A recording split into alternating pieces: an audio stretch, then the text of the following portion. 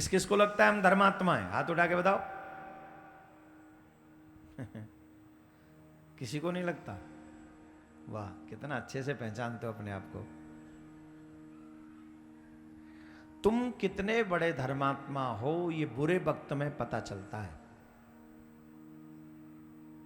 सही माने में धर्मात्मा वो है कि बुरे वक्त में भी गलत रास्ते को स्वीकार न करे। कितना भी बुरा समय आ जाए, अनैतिक कर्म न करे, फिर भी धर्म पथ पर चले, वही धर्मात्मा है। और ऐसे ही धर्मपरायण लोगों का भगवान भी आदर करते हैं। भगवान स्वयं आदर करते हैं। वो बालक अग्निकुंड में गिर गया, यह विपत्ति ही तो थी। अब अग्निकुंड में गिरने के बाद तो उस देवी को अपने पति की सर को गोद से हटाकर भागना चाहिए, नहीं भागी। जस की तस वो सर दबाती रही, और जब वो सर दबाती रही तो उसे लगा कि आज सही माने में पतिव्रत धर्म कंप्लीट हुआ। अब ये बालक अग्निकुंड में जैसे ही गिरा, अग्निदेव थरथर कांपने लगे। अग्निदेव थरथर कांपने लगे। अग्निदेव को लगा कि अगर मैंने इस बच्चे को जला दिया तो इसकी मां बड़ी पतिव्रता है, ये मुझे भी जला के नष्ट कर देगी, मुझे भी जला देगी। अब मैं क्या करूं? ये तो अग्नि में गिर गया। अग्नि का स्वभाव है सोना गिरे या कूड़ा, कचरा गिरे या स्वर्ण, सबको जला के स्वाह कर देता है। उस पतिव्रता स्त्री के बच्चे को जब अग्निकुंड में गिरा हुआ देखा, अग्नि ने अपना स्वभाव बदल लिया। ऐसा स्वभाव बदला कि वो बालक अग्निकुंड में से खेलता हुआ बाहर निकल आया। उसका एक रुआ नहीं जला, एक रोम नहीं जला।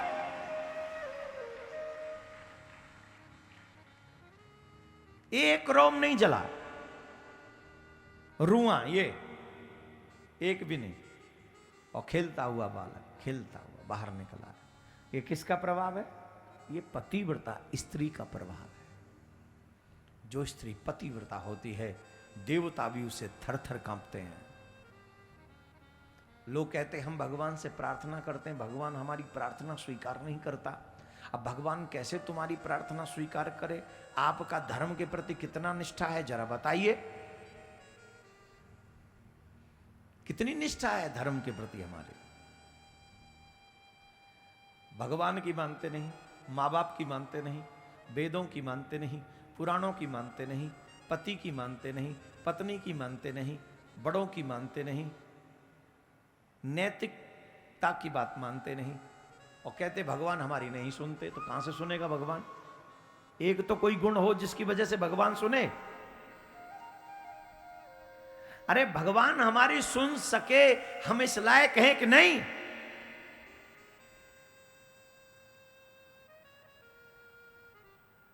वो गुण तो हो जिस गुण के कारण भगवान सुने हमारी।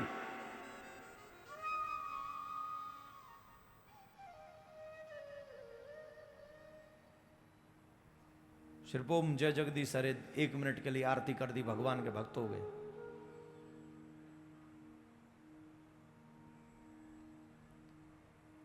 जीवन भर पतिव्रता का पालन करने का फल था कि अग्नि न जला सका उसके बालक को। अग्नि नहीं जला सका। अरे हम तो कहते तुम पतिव्रता नहीं बन सकते, तुम एक पत्नी व्रत नहीं रख सकते, तुम भगवान से सच्चा प्यार कर लो ना भाई। गोपियों ने किया ना वही।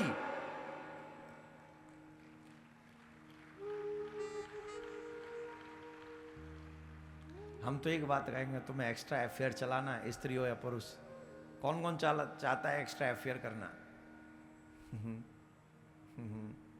मेरे कन्हैया से कर लो, मेरे गोविंद से कर लो। मीरा ने भी तो एक्स्ट्रा अफेयर किया था कन्हैया से, गोपियों ने भी किया। गोपियां ब्याही ठाई थी, उनकी शादी हो चुकी थी, उसके बाद भी कन्हैया से प्रेम करती थी। मीरा का विवाह भोजराज से हुआ था, उन्होंने भी कन्हैया से प्यार किया। ठीक वैसे ही स्त्री हो या पुरुष, तुम्हारा विवाह हो चुका है, कोई बात नहीं, मेरे कन्हैया से प्यार करो, मेरे कृष्ण से प्यार करो, मेरे गोविंद से।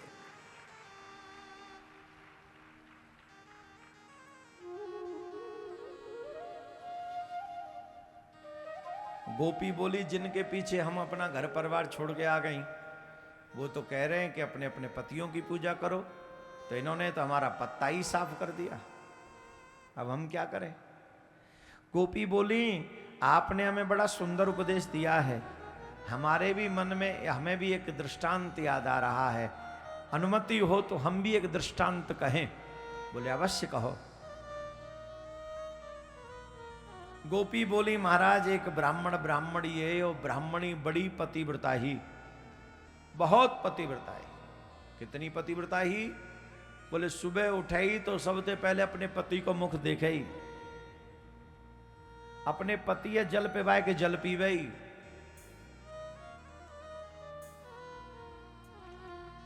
अपने पति है भोजन कराए के भोजन करे ही, पति जब सो जाए तब सोवे ही चरण दबाए के। देखो पतिव्रता स्त्री के लिए नियम बता रहे हैं, थोड़ा ध्यान से सुन ले। जो पतिव्रता स्त्री है उनके लिए, ये सब पे लागू नहीं होता है, जो पतिव्रता उन पे। पतिव्रता स्त्री को क्या करना है? बोले पति उठे उससे पहले स्नान करके तैयार हो जाना चाहिए। पति जब तक उठे उससे पहले 16 श्रृंगार कर लेने चाहिए। हाथों में चूड़ियां होनी चाहिए, अंगूठी बंगूठी, नौरचनी बौरचनी जो आप लगाती हो सब लग जानी चाहिए। जो भी जिस कंपनी का पाउडर लगाती हो वो बढ़िया काला पीला जैसा भी वो लग जाए। आंखों पे काजल लग जाए, अधरों पे लाली होनी चाहिए, सुहाग की बिंदी हो और मांग में सिंदूर हो। मंगलसूत्र इत्यादि जो भी सुहाग की चिन्ह है वो होने चाहिए। पति उठे उससे पहले पूरा श्रृंगार हो जाना चाहिए।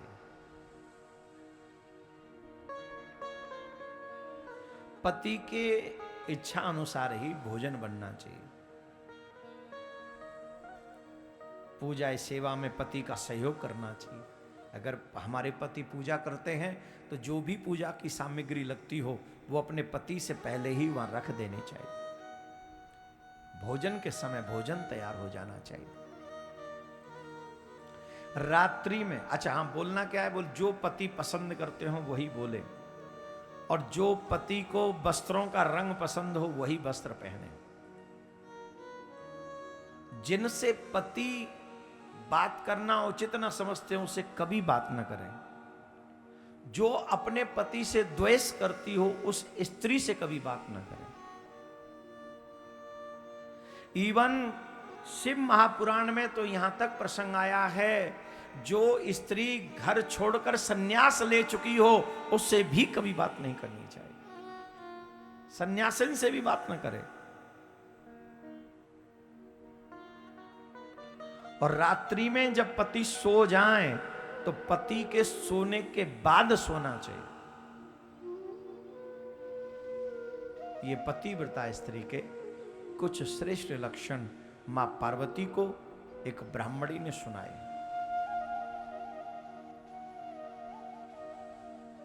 और मैं आशा करता हूं यहां जो कथा पंडाल में देवियां बैठी हैं वो सब इन नियमों का पालन करती होंगी। स्पेशली एक गुण के अपने पति के आगे कभी ऊंची आवाज में नहीं बोलती होंगी। कैमरा लगाओ, एक कैमरामैन फोकस करो इनके चेहरे पर, जल्दी फोकस करो। देखो इनके चेहरे बता रहे हैं ये सब नियम पालन करती हैं।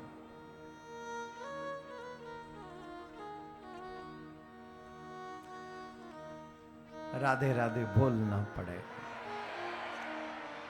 गोपियां कहती हैं महाराज वो ब्राह्मणी बड़ी पतिव्रता थी, अपने पति की नित्य सेवा किया करती थी, उनका मुख देखकर उठती थी, उनका मुख देखकर सोती थी, उन्हें भोजन कराकर भोजन करती थी, आदि आदि। जो एक पतिव्रता स्त्री में गुण होने चाहिए वो सारे गुण उसमें थे। एक बार ब्राह्मण देव बोले, हे देवी मैं धन कमाने के लिए परदेश जा रहा हूं। कहां जा रहा हूं? बोले परदेश। हे नाथ, आप धन कमाने अगर परदेश चले जाएंगे तो मेरे व्रत का क्या होगा, मेरे नियम का क्या होगा? मैं तो बिना आपके कोई भी नियम पालन नहीं कर पाऊंगी। भगवान कहते हैं, देवी, उनके पति ने कहा, उनके भगवान ने कहा, देवी तुम चिंता मत करो, मैं एक माटी की प्रतिमा बनाकर तुमको दे जाऊंगा और तुम उस माटी की प्रतिमा को मुझे समझना, और जो जो सेवा तुम मेरी करती हो वही वही सेवा उस माटी की प्रतिमा की करना। तुम्हारा नियम खंडित नहीं होगा, तुम्हारा नियम यों की त्यों चलता रहेगा। महाराज ब्राह्मण देव चले गए। ब्राह्मण देव चले गए, और जब ब्राह्मण देव चले गए तो वो देवी अपने उस माटी के पति की प्रतिमा की ठीक वैसे पूजा करती है जैसे अपने सच्चे पति की पूजा किया करती है। कोई नियम में बदलाव नहीं, वही 16 श्रृंगार, वही पति को सुलाकर सोना, पति से पहले उठ जाना, भोजन जल सब वही व्यवस्था। ऐसे ही कुछ समय व्यतीत हुआ, समय जात नहीं ला गई 12, समय निकल जाता है। अब निकल गया कि नहीं? आज छठा दिन है बॉम्बे में। अच्छा बताओ, 6 दिन निकल गए, किसको पता चला? मुझे पता नहीं चला कि आज मैं छठे दिन में पहुंच गया। अब मात्र 2 दिन और हैं, फिर 1 साल का भरोसा आपको रखना है, प्रतीक्षा। फिर 1 साल बाद हम और आप मिलेंगे, क्योंकि आप लोग वृंदावन आते नहीं और हमें मुंबई आने का मौका मिलता नहीं। ये तो शुक्र है कि 1 साल में एक कार्यकर्ता लोग थोड़ी, इस बार इन्होंने थोड़ा मतलब पता ही नहीं अजीब स्टाइल से सेवा करी है, लेकिन ये सेवा करते हैं तो ये आयोजन हो पाता है।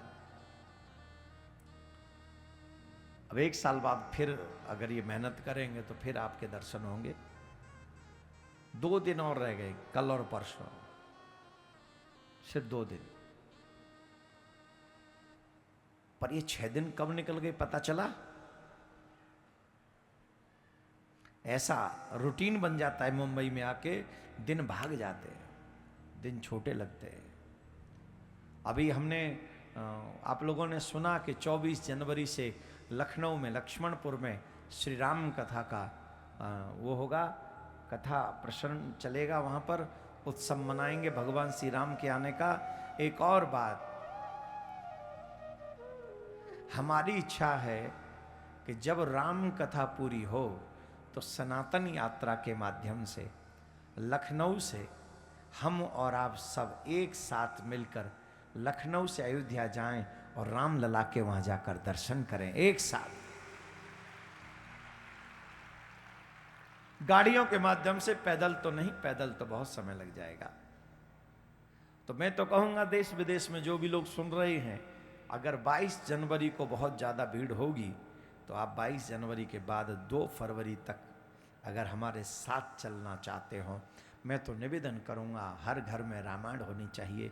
अगर आप रामायण घर में नहीं करा सकते तो हम आप लोगों के माध्यम से श्रीधाम वृंदावन में रामचरितमानस का पाठ कराएंगे और यज्ञ भी करवाएंगे। और यज्ञ लखनऊ में होगा, लक्ष्मण जी की राजधानी में होगा, और यात्रा भी लक्ष्मण के नगर से राम जी की नगरी तक जाएगी। सच्चे सनातनियों, आओ हम और आप मिलकर अपने राम के आने का उत्सव बड़ी धूमधाम से मनाते हैं।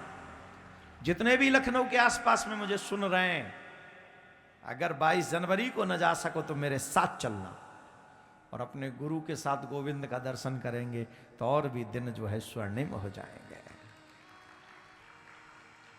यहाँ ताली बजा रहे हो, मुझे पता है मुंबई वाले नहीं आएंगे वहां इतनी जल्दी।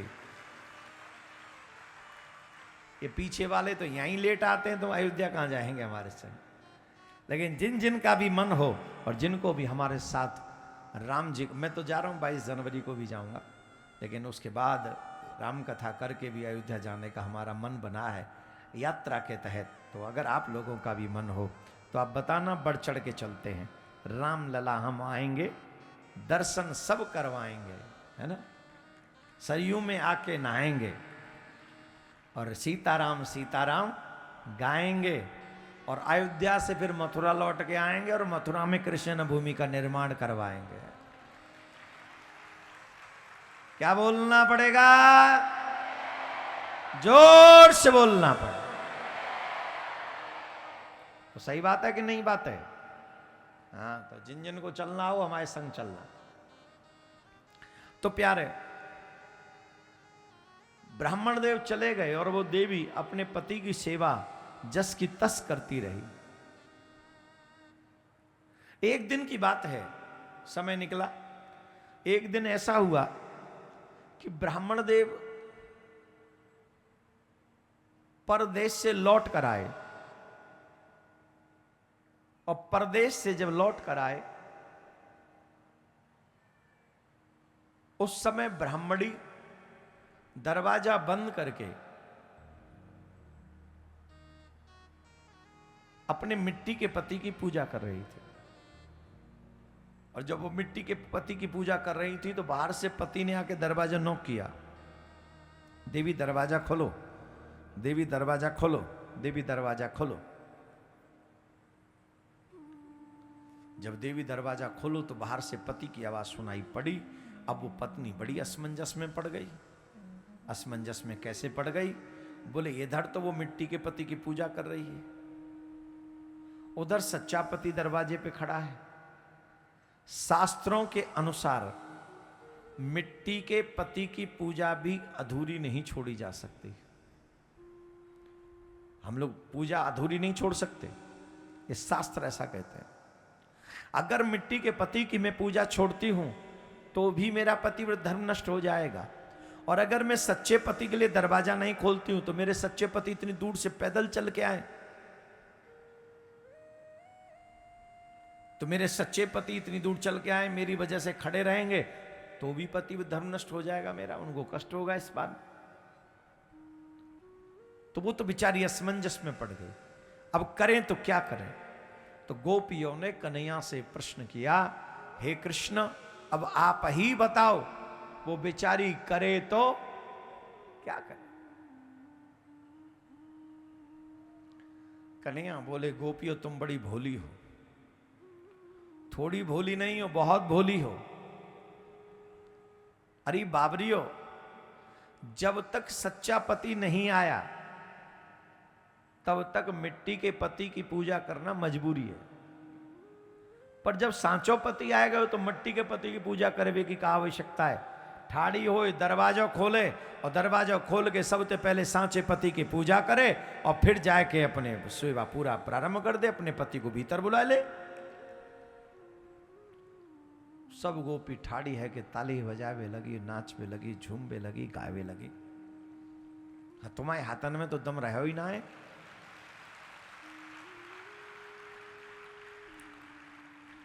तुम्हारे हाथन में तो कछु और है गो है, सो अब न बजेंगी ताली।